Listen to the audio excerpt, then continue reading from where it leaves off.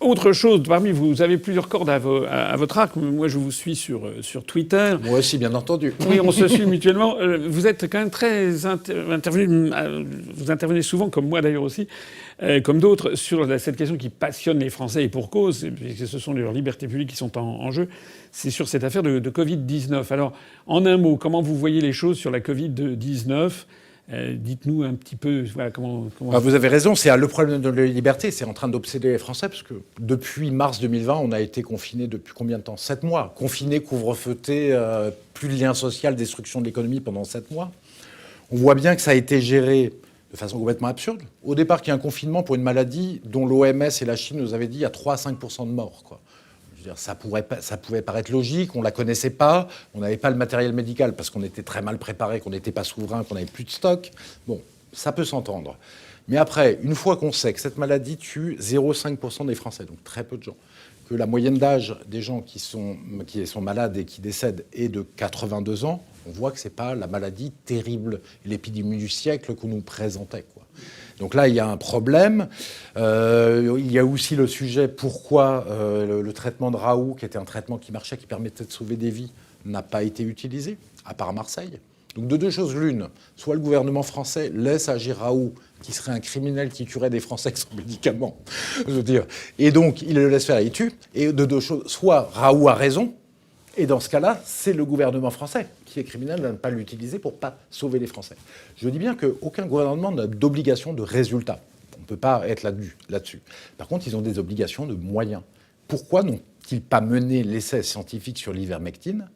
Ça, c'est incroyable. Ils en ont fait un pour le rater sur les cas d'ivermectine sur l'hydroxychloroquine. Ils ont fait un test sur l'hydroxychloroquine sur des malades assez graves pour faire rater l'essai. Oui, alors que le professeur Raoult avait toujours dit, lui, que ça ne pouvait marcher qu'à titre prophylactique ou au tout début de la maladie, c'est là où ça marchait bien. Manque de chance pour eux, c'est l'essai Discovery de Macron. Manque de chance pour eux, l'hydroxychloroquine, apparemment, marche quand même, même pour les cas graves. Oui, de façon atténuée, mais mieux que le reste, en tout cas. Mieux que le reste. Ça permet de sauver 25% des vies, apparemment, d'après ce qu'a expliqué Raoult, etc., puisque l'étude n'a même pas été rendue publique. Par contre, ce qu'on sait, ce qui a été rendu public par la dénégation de l'AFP, c'est ce taux de 25%. Et la réponse de Véran et de tous les autres, c'est de dire, en fait, il n'y a pas assez de gens qui ont été testés parce qu'on a arrêté l'essai, donc c'est pas valable. Donc vous voyez, c'est le serpent qui se mord là, qu'ils ont arrêté l'essai pour ne pas montrer que c'était un traitement qui marche. Et c'est absolument gravissime comme fait, quoi. Il y a quelque chose, je pense que n'importe quelle personne honnête intellectuellement, de pur bon sens, il n'y a pas besoin d'avoir fait des études extraordinaires, tout le monde peut comprendre ça. Si vous avez la possibilité d'avoir des médicaments qui sont connus depuis des décennies, qui n'ont quasiment pas d'effets secondaires, et dont certains vous disent qu'ils marchent, d'autres vous disent non, ça marche pas. Mais si vous n'avez rien d'autre, c'est le bon sens même que de dire on va quand même essayer, puisque ça n'a pas d'effet négatif, on va quand même essayer. Et cette volonté absolue, en fait, de Macron, de Castex, d'Édouard Philippe avant lui, et de Véran, qui consiste à systématiquement mettre de côté les traitements possibles qui émergent ici ou là, met quand même la puce à l'oreille. Je voudrais dire ici à tous nos téléspectateurs que Philippe Murer a une petite responsabilité sur cette question, puisque c'est lui qui, au mois de décembre, m'a contacté, a contacté également Nicolas Dupont-Aignan et Florian Philippot, pour dire vous devriez faire peut-être tous les trois une lettre à Véran. Et c'est la lettre sur l'ivermectine que nous, on a rédigée, qu'ensuite j'ai envoyée à Florian Philippot, à Nicolas Dupont-Aignan. Ils ont fait leur réponse. On a fait ça par itération successive. Et puis on a fait une lettre qui était pas mal. Enfin, je trouve qu'elle était assez de bon sens. Faites de la médecine comme d'habitude. C'était du pur bon sens. Bon. Et on a envoyé ça le 2 janvier à Olivier Véran. On n'a toujours pas de réponse. Ça fait donc plus de 2 mois. Et là, moi, j'ai reçu une réponse de Patrick Stroda, qui est le directeur de cabinet du président de la République, qui m'a envoyé une réponse. Il se trouve qu'il est de ma promotion de l'ENA, donc on se connaît un petit peu. Il m'a envoyé une réponse tout à fait sympathique en disant que le président de la République avait lu avec intérêt cette lettre et donc l'avait transmise à M. Véran pour qu'il nous réponde directement. On n'a toujours pas de réponse. On a en tout cas une réponse en creux. C'est que si j'ai bien vu Castex il y a quelques jours dans ces conférences de presse interminables où on n'apprend jamais rien, si ce n'est que l'on voit qu'il projette des planches à bourrer de fautes, ce qui est quand même... Avec un drapeau français inversé, voilà. C'est quand même... dans une entreprise privée, même moyenne, ça ne serait pas toléré. Enfin bref. On a vu que Castex, là, il a parlé des traitements, mais alors, c'est toujours biaisé puisqu'on ne parle toujours pas ni de l'hydroxychloroquine, ni de l'azithromycine, ni de la colchicine, ni de doxycycline, ni de tous ces médicaments qui sont plutôt des adjuvants ou des suppléments alimentaires comme la vitamine D, la vitamine D3, la vitamine C, le zinc, etc., qui sont prouvés comme renforçant les défenses immunitaires de tout un chacun. Ils ne parlent toujours pas de l'ivermectine, alors qu'il y a de plus en plus d'études qui montrent que ça marche. Et très bien. Et même de façon spectaculaire. Et en revanche, on apprend que la France a commandé pour 170 millions d'euros d'anticorps monoclonaux, une entreprise américaine. Or, Mme Merkel avait annoncé la même chose 15 jours avant pour 200 millions d'euros, alors que c'est un truc dont on ne connaît rien, qui coûte les yeux de la tête. Je crois que c'est 1 000 euros la dose. C'est moitié moins cher que le Remdesivir. Ah oui, je croyais 2 000. Mais peut-être ou 2 000, enfin, c'est ou 2 000, enfin, c'est à peu près. C'est-à-dire, alors que l'ivermectine ne coûte rien du tout. Eh bien là, on n'a aucune étude. Il n'y a aucune étude randomisée, mais tout va très bien. Donc on achète ça, on ne sait pas pourquoi. Même Le Monde a dit que c'était peu efficace a priori. Alors pourquoi ça, à votre avis? Pourquoi ça, je sais Pourquoi pas. l'Allemagne et la France achètent-ils un médicament qui coûte les yeux de la tête, après déjà l'affaire du Remdesivir, un médicament qui coûte les yeux de la tête, dont on ne sait pas s'il est efficace, dont on ne sait pas s'il a des effets secondaires, Et surtout, pourquoi est-ce qu'il l'utilise? Parce qu'à la rigueur, qu'il l'achète pour traiter et faire une étude scientifique. Voilà. Allez, on pourrait le comprendre. Mais pas 170 millions d'euros, quand même. Ouais, mais enfin, vous savez, le coût du confinement, etc., c'est combien? C'est presque 20 milliards d'euros par mois, quoi. C'est un coût dingue. Entre les aides, les pertes de recettes fiscales, c'est un coût complètement fou. Donc il faut vraiment qu'on sorte très très vite. Et dépenser 1 milliard d'euros, si on a une chance de s'en sortir, il faut le faire, parce que ça coûte encore plus cher d'attendre. Mais moi, ce que je ne comprends pas surtout, c'est pourquoi l'ivermectine, qui a l'air d'être un médicament extraordinaire, que l'OMS classe dans les médicaments sans danger et utilisables à grande échelle. Utiliser aussi des milliards de doses. Son inventeur a eu le prix Nobel sur ce produit et qui a l'air extraordinairement efficace contre le Covid à tous les stades de la maladie. Ça, c'est très étonnant. Enfin, c'est très, très important. Et en prophylaxie, à 90%, il divise par 5 ou 6 la mortalité. Il soigne en 48 heures. Donc, si vous voulez, l'intérêt, il est pas seulement de sauver des vies. Ça, c'est l'intérêt principal. Mais si vous soignez les gens en 48 heures, vous allez sauver encore plus de vies parce que vous allez faire descendre très très vite les courbes de maladie, puisque les gens, quand ils restent 15 jours, 3 semaines malades, ils contaminent beaucoup plus de temps que quand ils restent 2 jours. Et donc ce médicament incroyable qui a été promu d'ailleurs par Gérard Modrux, l'ancien président de la Caisse des retraites de médecins, sacré bonhomme, quoi, notamment, qui a fait des vidéos dessus, il a été... Bien entendu, il a été au Conseil, l'Ordre des médecins l'a contacté pour lui dire d'arrêter de dire toutes ces bêtises. Donc on peut se demander, est-ce que c'est Big Pharma, le lien de la corruption avec Big Pharma, qui impose ces nouveaux médicaments très chers et qui refuse que les Français aient accès à des médicaments pas chers mais beaucoup plus efficaces? C'est tout à fait possible parce qu'en fait, les grandes entreprises pharmaceutiques ont un modèle où elles gagnent de l'argent sur des médicaments nouveaux qu'elle développe pour des prix très très élevés de plusieurs centaines d'euros.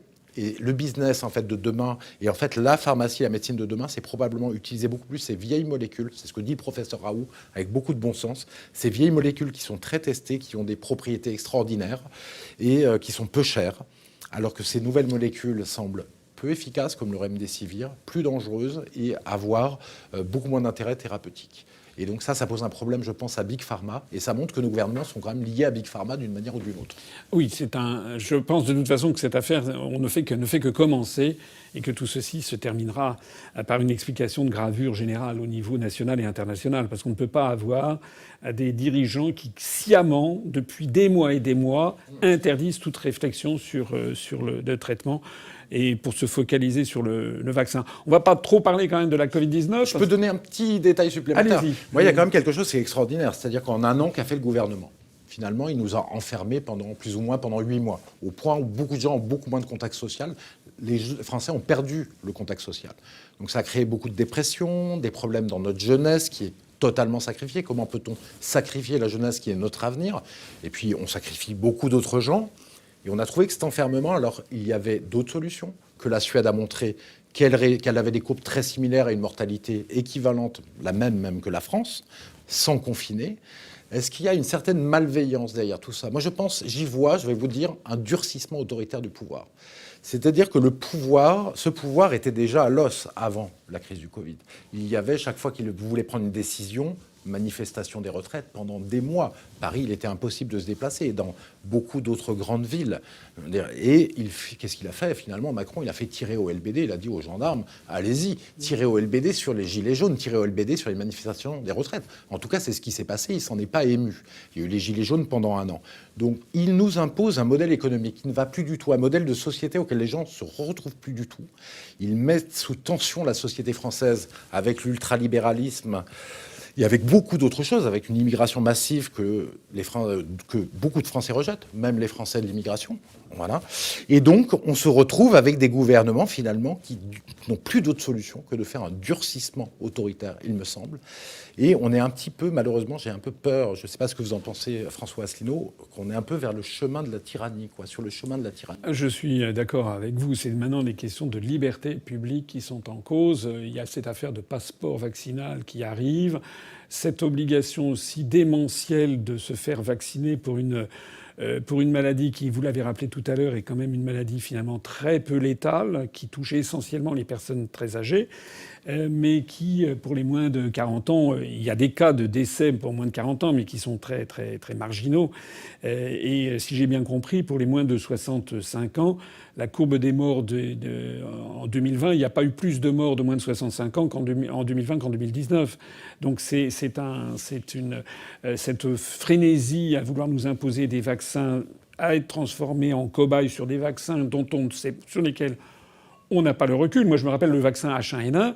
Il a fallu avoir au moins 3 mois, même 6 mois, et même jusqu'à 2 ans pour comprendre tout le recul qu'il y avait avec l'apparition de maladies très graves. Il y a des maladies très invalidantes. Narcolepsie, il y a quelques centaines de jeunes qui d'ailleurs attendent toujours en France. Il y a plus de 200 ou 300 cas des gens qui attendent qui sont invalides à vie. Et ça, on l'a constaté au bout de 6 mois, d'1 an ou 2 ans. Donc, il y a cette frénésie à vouloir nous imposer ces vaccins. Moi, je ne suis pas contre les vaccins en principe. Non, moi non plus. D'ailleurs, je crois que beaucoup de gens sont... moi, j'ai eu le BCG, les vaccins ont eu leur effet, mais là, on est face à quelque chose de nouveau. Et puis alors, il y a aussi cette interdiction du vaccin russe Sputnik 5 ou Sputnik V, et plus encore du vaccin de Sinopharm, le vaccin chinois, qui, lui, est fait à partir d'un virus désactivé selon la méthode de grand-mère, si j'ose dire, la méthode traditionnelle. Donc ça, on n'a pas le droit d'y toucher. On ne peut se mettre que sur les vaccins. Les vaccins, d'ailleurs, on s'aperçoit que tous les jours, ça change. Il y a 15 jours, on nous apprenait qu'en Allemagne, ils ne voulaient pas que le vaccin de AstraZeneca soit imposé aux plus de 65 ans. Maintenant, en France, on nous dit quasiment l'inverse. Si je me permets, le vaccin n'est pas la solution, pour moi, je pense. Ce vaccin-là, pourquoi? Pour quelle raison? Ils nous l'expliquent eux-mêmes, ils le disent eux-mêmes. Première chose, on a vacciné que 5% des Français en 2 mois. Donc s'il faut être tous vaccinés pour sortir, il va nous falloir combien de mois? 8 mois supplémentaires. Donc on va enfermer tous les gens 8 mois supplémentaires. On ne peut pas être dans une telle folie, parce que là, les entreprises vont craquer, les gens vont craquer. Deuxième chose, ils disent eux-mêmes que le vaccin ne marche pas sur les variants. Donc qu'est-ce qui va se passer? Quand tout le monde sera vacciné, il n'y aura plus que les variants qui circuleront. Et donc les gens seront vaccinés. Alors, je ne sais pas ils en sont certains, mais ils disent on a vraiment peur que le vaccin ne marche pas sur les variants. C'est un peu la même problématique que la grippe annuelle, faut, à chaque fois, il y a un nouveau vaccin parce que le virus a muté. Mais s'il faut se vacciner tous les 6 mois, puisqu'en Israël, ils sont en train de dire qu'il faudra se refaire vacciner tous les 6 mois. En 2 mois, on a vacciné 5% des Français. Et Bill Gates a dit qu'il va falloir une 3e dose. Et peut-être une 4e et une 5e. Donc ça n'en finit plus. Et surtout, c'est du temps de perdu pour la France, pour l'économie. Et c'est du temps de destruction de la France. Parce que ce confinement, cet enfermement, il détruit la France quand même.